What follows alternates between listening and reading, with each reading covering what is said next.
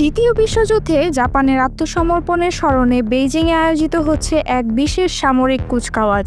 সেখানে উপস্থিত থাকবেন উত্তর কোরিয়ার সর্বাধিনায়ক কিম জং উন ও রাশিয়ার প্রেসিডেন্ট ভ্লাদিমির পুতিন। চীনের পররাষ্ট্র মন্ত্রণালয় বিষয়টি আনুষ্ঠানিকভাবে নিশ্চিত করেছে। বিশ্লেষকদের মতে এই সম্মেলন শুধু ইতিহাসের স্মরণ নয়, বরং এশিয়ার যুক্তরাষ্ট্র নেতৃত্বাধীন জোটের বিরুদ্ধে শক্তির নতুন বার্তাও।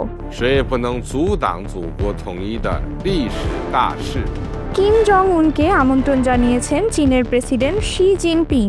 আগামী ৩ সেপ্টেম্বর ভিক্টোরি ডে কুচকাওয়াজে যোগ দিতে কিমের বেইজিং সফর হবে ২০১৯ সালের পর প্রথম চীন সফর।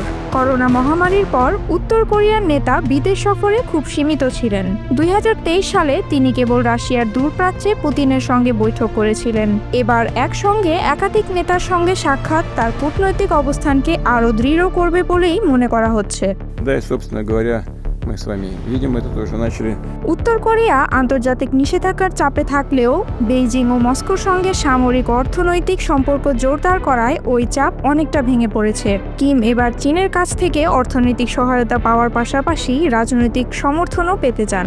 কারণ রাশিয়ার সঙ্গে সম্পর্ক থাকলেও ইউক্রেন যুদ্ধ শেষ হলে মস্কো থেকে প্রাপ্ত সহায়তায় সীমাবদ্ধতা তৈরি হতে পারে।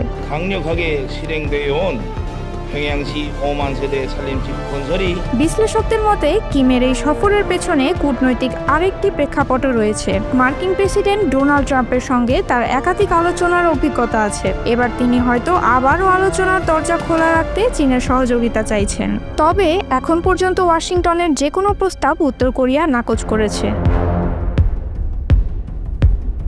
অন্যদিকে ভ্লাদিমির পুতিনের উপস্থিতি নতুন কূটনৈতিক বার্তা বহন করছে।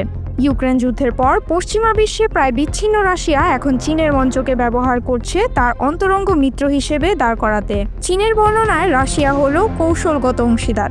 আগত সফরকে ক্রেমলিন ইতিমধ্যেই অভূতপূর্ব হিসেবে আখ্যায়িত করেছে।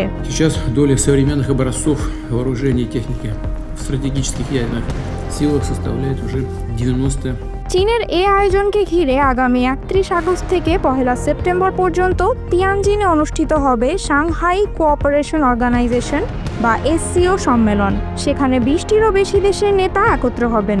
এর মধ্য দিয়ে চীন স্পষ্ট বার্তা দিচ্ছে, এশিয়ায় যুক্তরাষ্ট্রের একক প্রভাব তারা আর মেনে নিতে রাজি নয়।